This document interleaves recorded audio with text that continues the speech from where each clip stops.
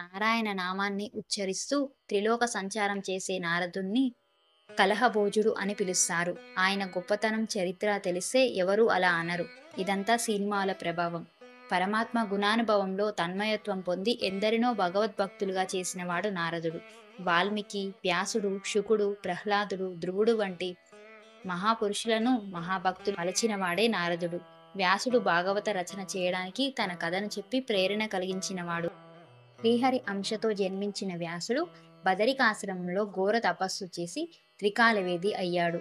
కలికాల మహిమతో అల్పాయుష్కులు మందబుద్ధులు అయిన మానవులకి హితం చేయడానికి వేదాలను 4 భాగాలుగా విభజించారు. దానిని తన శిష్యులైన పైలుడు, జైమినుడు, వైశంపాయనుడు, సుమంతుడు అనే వారితో వరుసగా ఒక్కో భాగాన్ని చదివించాడు. వారు తమ శిష్యుల ద్వారా లోకంలోకి ప్రచారం చేశారు. అలాగే వ్యాస మహర్షి అష్టాదశ పురాణాలను, ఉపపురాణాలను రచించారు. వీటిని వ్రాసినా, విన్నా, చదివిన పాపాలు తొలగిపోతాయి. ఆ తర్వాత పంచమ వేదం అయిన మహాభారతాన్ని కూడా రచించారు. అయినా మానవ కోటికి హితం కలిగించే పని చేయలేకపోయాను అని మనసులో అసంతృప్తి కలిగింది.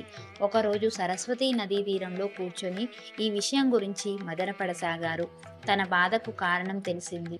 సమస్త మానవాళికి, యోగీశ్వరులకు ప్రీతి కలిగించే భాగవతం రాయకపోవడమే అని గ్రహించారు.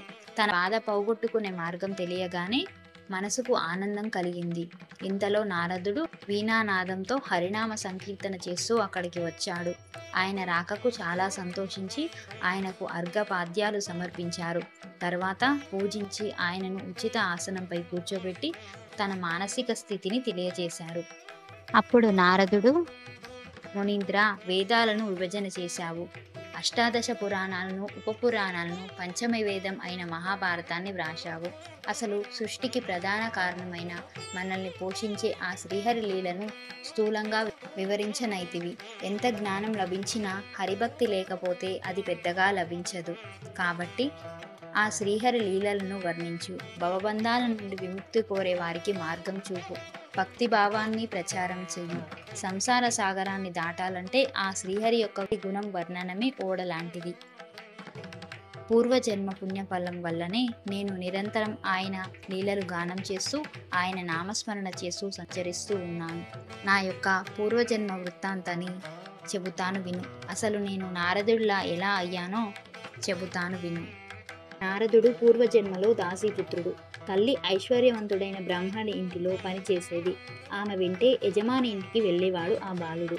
బ్రాహ్మణులు వేదాంగాలను చదువుతూ ఉంటే వింటూ ఆ పరిసరాల్లో స్వేచ్ఛగా తిరిగేవాడు. ఒకసారి కొంతమంది సన్యాసులు చాతుర్మాస దీక్ష కోసం ఆ ఇంటికి వచ్చారు. వారికి సేవలు చెయ్యమని ఆ బాలుడి తల్లి అతనికి చెప్పింది. సన్యాసులు పిల్లవాడైన నారదుని సేవలకు ముచ్చటపడ్డారు. దీక్షాకాలం పూర్తయి వెళ్ళిపోతూ నారదుణ్ణి వాత్సల్యంతో పక్కన కూర్చోబెట్టుకుని ద్వాదశాక్షరి మహామంత్రాన్ని, ప్రణవాన్ని ఉపదేశించారు. మాయ, సత్యం తదితరాల గురించి బోధించారు. ఆ బోధనలు నారదుడి మనసులో బలంగా నాటుకున్నాయి. పాము కాటుతో తల్లి చనిపోయాక లోక సంచారం చేస్తూ ఈశ్వరాన్వేషణ చేస్తూ జీవనం గడిపేస్తాను అనుకుని అరణ్యంలోకి వెళ్ళిపోయాడు. అక్కడ క్రూర సర్పాలు, ప్రాణులను చూసినా ఈ లోకమంతా నిండి ఉన్నది ఆ శ్రీమన్నారాయణుడే. అందరికీ అండగా ఆయన ఉండగా ఏ ఆపద నాకు రాదు, నాకేమిటి భయం అనుకొని ఒక రావి చెట్టు కింద కూర్చొని ద్వాదశాక్షరి మంత్రాన్ని తదేకంగా జపిస్తున్నాడు. ఆ సమయంలో ఒక మెరుపులా శ్రీమన్నారాయణుడి దర్శనం లీలామాత్రంగా జరిగింది. అశరీర ఈ జన్మలో సత్పురుషులతో తిరిగిన అదృష్టం వల్ల నీకు లీలామాత్ర దర్శనం ఇచ్చాను. నీవు చూసిన ఈ రూపాన్ని బాగా చూడాలని కోరుకుంటూ నా గురించే చెబుతూ, పాడుతూ, మాట్లాడుతూ ప్రకృతి ధర్మాన్ని అనుసరించి ఒక రోజున ఈ శరీరాన్ని వదిలేస్తావు.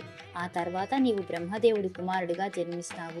ఆనాడు నీకు మహతి అనే వీణను బహుకరిస్తాను. దాని మీద నారాయణ మంత్రాన్ని చేస్తూ స్వేచ్ఛగా ముల్లోకాల్లో విహరిస్తావు అని అన్నాడు శ్రీమన్నారాయణుడు. ఆయన చెప్పినట్టుగానే కల్పాంతం తరువాత తన కుమారుడిగా నారదుని సృష్టించాడు బ్రహ్మ. మహతి అనే వీణను ఇచ్చాడు. ఆ వీణపై నారాయణ నామం చెప్పుకుంటూ లోకమంతటా స్వేచ్ఛగా తిరుగుతూ వైకుంఠం, సత్యలోకం, కైలాసం ఇలా ఎక్కడికి వెళ్ళినా లోక సంక్షేమాన్ని ఆవిష్కరించేవాడు. భగవంతుడి శక్తి గురించి మాట్లాడేవాడు. దేవతలు, రాక్షసులు అనే తేడా లేకుండా అందరికీ ఉపదేశాలు చేసేవాడు. అందువల్ల నారదుణ్ణి దేవతలు, రాక్షసులు సైతం గౌరవించేవారు. జగత్ కళ్యాణం కోసం పాటుపడుతూ అన్ని యుగాల్లో, లోకాల్లో, సమాజాల్లో, కార్యాల్లో నిరాటంకంగా ప్రవేశించి పనులు చక్కబెట్టేవాడు. భక్తి సూత్రాలను రచించి దాని గొప్పతనాన్ని లోకానికి చాటి చెప్పాడు.